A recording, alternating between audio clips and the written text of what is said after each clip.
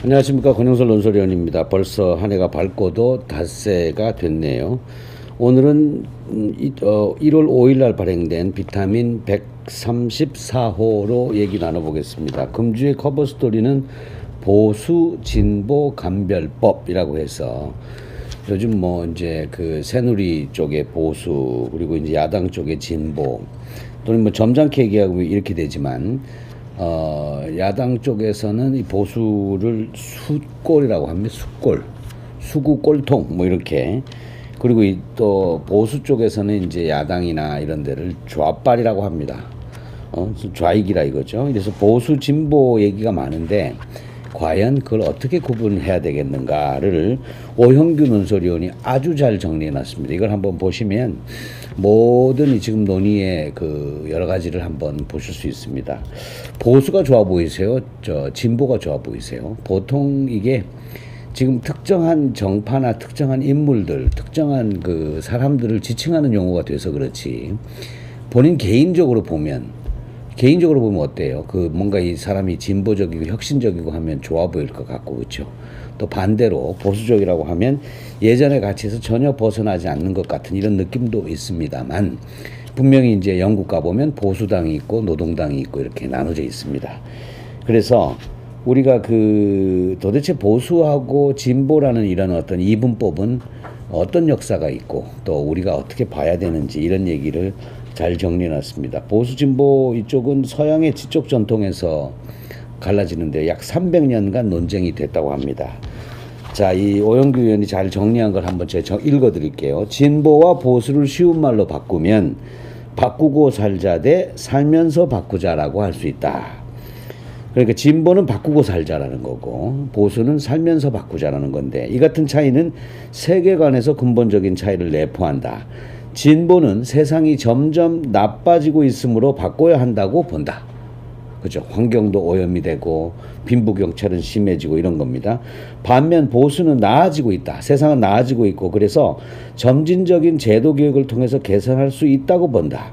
이런 생각은 환경, 녹지, 복지, 노동 등 사회 문제를 보는 시각에서도 확연히 갈라진다. 그래서 진보는 큰 정부, 나라가 모든 책임을 져야 된다고 생각하고 보수는 작은 정부를 선호하게 돼 있습니다.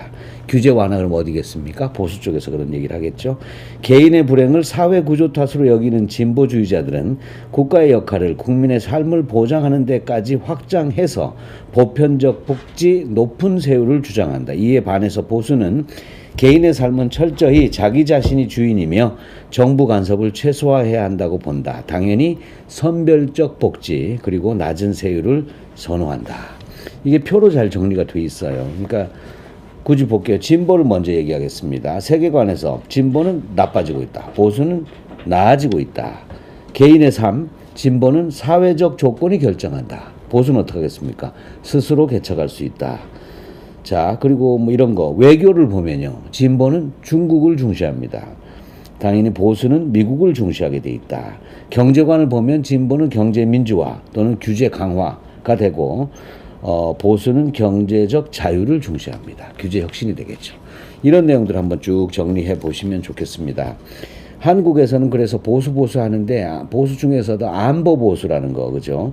북한과 대치하는 상황에서 게다가 북한과 대치하는 특수성으로 인해서 안보 보수는 국내에 두텁게 형성돼 있지만 시장 보수는 눈을 씻고 봐야 할 지경이다. 이런 얘기로 끝맺음 하고 있는데요. 잘 정리된 내용을 한번 커버 스토리에서 훑어보시기 바랍니다. 금주의 차트로 보면은 괜찮은 도표가 하나 나와 있습니다. 우리 이러죠. 우리가 이제 수출이 막혔다. 수출을 늘려야 한다. 또는 특정 시장의 수출이 편중돼 있다. 그래서 수출 다변화가 중요하다고 하는데 웃기는 소리다 이거예요. 왜? 한국 상품이 237개국에 수출되고 있습니다.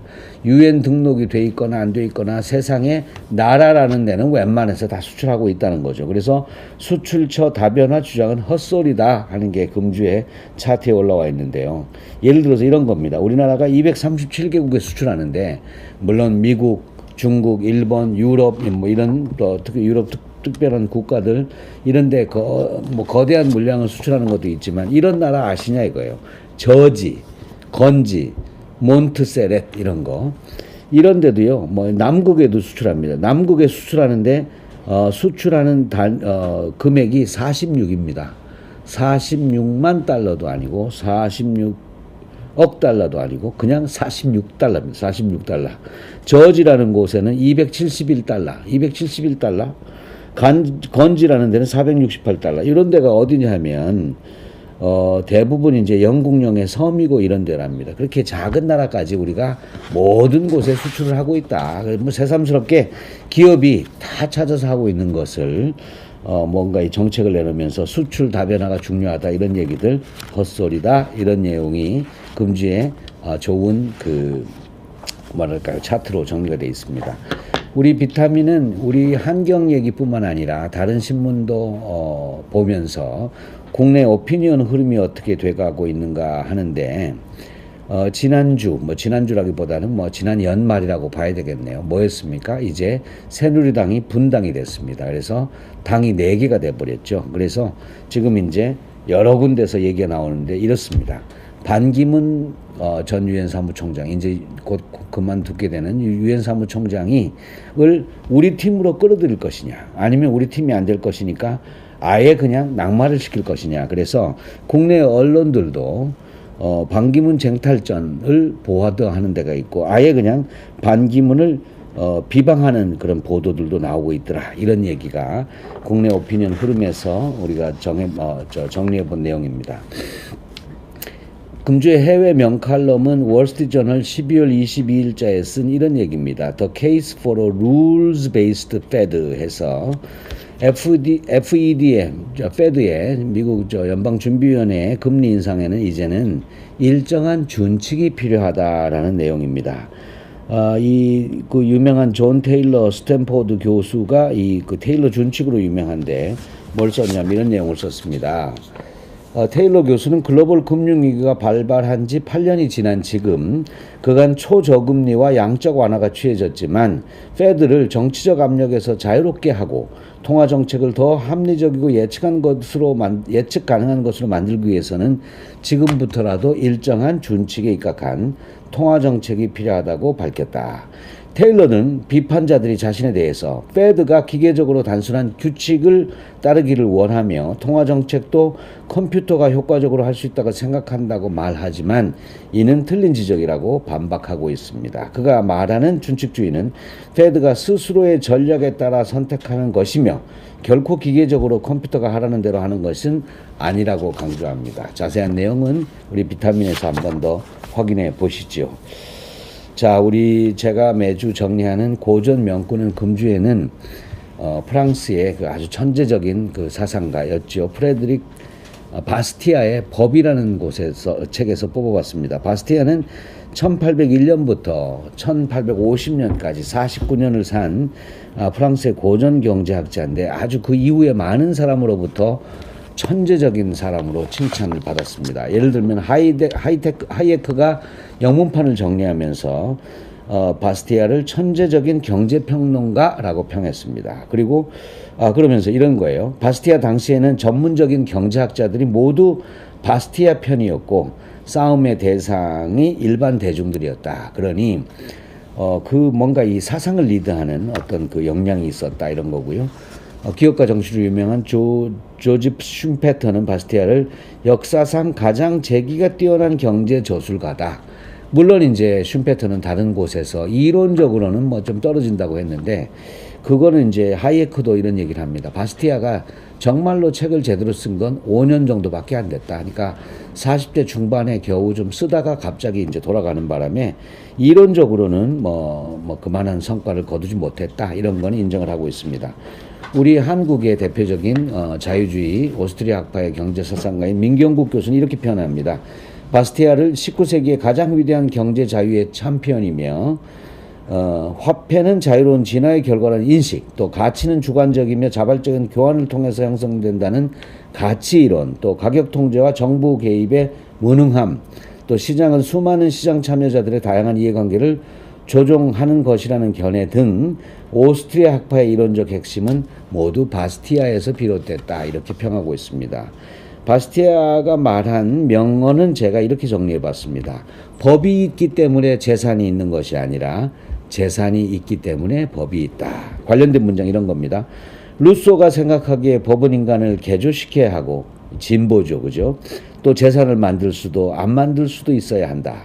법이 중요하다는 건데, 그러나 사회, 인격 그리고 재산은 법 이전에 이미 존재하고 있었다. 그 중에서도 재산에 대해서 말한다면 법이 있기 때문에 재산이 있는 것이 아니라 재산이 있기 때문에 법이 있는 것이다. 자, 다른 문장 몇 가지 더 읽어드릴게요. 재산권은 법보다 우선한다.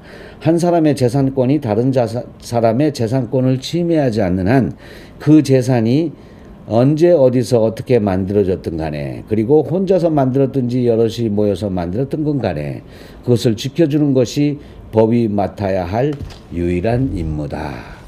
자, 우리 이 내용은 이런 거죠. 부자한테는 얼마나 많은 세금을 걷어도 괜찮다는 거. 세금을 많이 걷어서 국가가 모든 그 국민들, 인민들의 생활을 책임져야 한다는 것. 이게 아까 얘기 드린 진보와 보수에서 한쪽 끝, 진보 쪽 생각입니다만, 그것이 아니라 법이라는 게 있어서 재산이 보호되는 것이 아니라 이미 원시시대부터 자기 집은 자기 집입니다. 그렇죠? 재산이 있기 때문에 법이 있는 거고, 법은 서로의 재산을 침해하지 않는 것에서 그 역할을 그쳐야 한다. 그래서 이 사람이 가장 싫어하는 것은 합법적 약탈입니다. 합법적 약탈. 세금을 많이 띄어서 다른 데서 나눠 쓰는 거, 이런 것들이 합법적 약탈이 되겠죠. 법이 해야 할 일은 누군가가 다른 사람의 권리를 침해하는 것을 막아주는 데서 그쳐야 한다. 프랑스가 낳은 아주 천재적인 고전경제학자 프레드릭 바스티아의 법에서 뽑아본 내용입니다. 감사합니다.